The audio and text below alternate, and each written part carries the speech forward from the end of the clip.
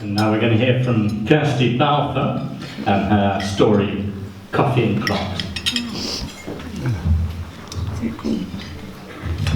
Hi, I'm just going to read a bit near the end. So, my phone pinged as I neared clocks. I now had an impressive total of 67 messages and 10 missed calls, but I just didn't have the energy to deal with my nagging mum and worried friends. After, I promise, as the sun set in the background.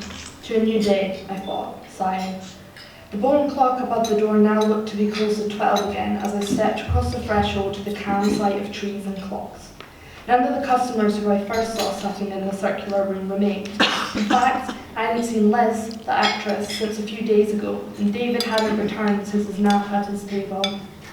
New customers flitted around the room now, exploring clocks, nooks and crannies, and glorious wildlife. They all looked so lively. The biker, who wore all leather and looked to spend more on getting his hair to stay in an upright position than on his bike, chatted animatedly to the student who wore all sweats and looked to be questioning her life choices while she stared at a laptop. They were both new. A mother and son sat in a corner near the curtain of ivy, chatting softly to each other and giggling. The 10-year-old seemed to be contemplating trying to climb up the ivy. The air had a new life to it, and I almost felt like I no longer belonged. But then I saw Brandon, and some of my exhaustion melted away when he smiled that brilliant smile. "Laughy, Anna?" he asked almost fondly. "No, something a little stronger, please." He smiled sympathetically as he watched me slump into my practically preserved table and stare out the window. The courtyard bathed in a weak light, the sun disappearing over the building opposite, and I stared at the shadows creeping into the peaceful garden. The place looked lonely, like it was searching for something or reaching for a world it couldn't be a part of. Or maybe I was projecting. I shook my head. I really needed to sleep. "Anna?" I turned to find Brandon holding a cup towards me, worry lines marring his forehead. I smiled weakly and accepted the cup. "Thanks." He sat opposite me as he had done every time before and smiled while I sipped the coffee. I hummed as the liquid slid down my throat, warming me from the inside out and already waking me up a little. "How was your day?" Brandon asked, visibly relaxing as I began to feel better. I grimaced. "Not great, but I'll tell you about it later. You?" "Yeah, okay," he lit up. "You should have seen this customer earlier." We continued like that for a while, story after story, until the sun dipped so low in the sky that darkness took over the outside world. We were left in our own magical bubble. I didn't notice when other customers left, but I found myself struggling to keep my eyes open as the night deepened. "Anna, why don't you come in the back?" He looked worried. I smiled softly. "You can have my bed and I'll take the sofa. The others won't mind." I nodded slowly, the room beginning to dip, making me feel queasy. We headed towards the curtain, Brandon's arm around my waist for support, and I couldn't help but smile, even as my eyelids drooped.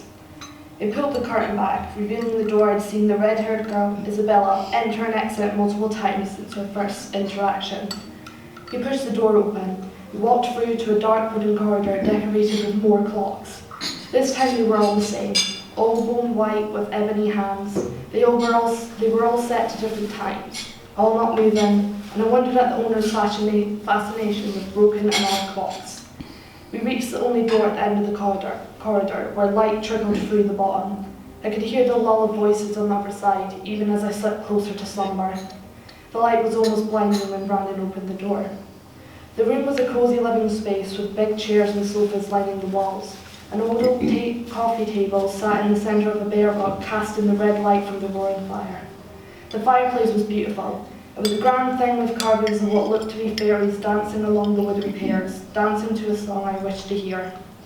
The images looked alive in the flickering light, and I was mesmerised by such a beautiful thing.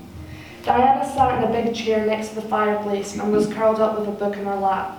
Her dark hair seemed longer and shimmered down her shoulder and arm. She turned to look at us, her forest eyes holding a hunger I hadn't noticed before. The girl with flaming hair sat on the bare rug playing with the fire while she stared into the fire and sang a soft, sorrowful song that sent chills down my spine as it filled the room. The sofa held the little old lady I seen on my first visit. She seemed just as she had that day, but she no longer looked little. She radiated an aura of power and sat as if she had all the time in the world. None of them looked surprised to see me. For the first time at clocks, I wanted to leave.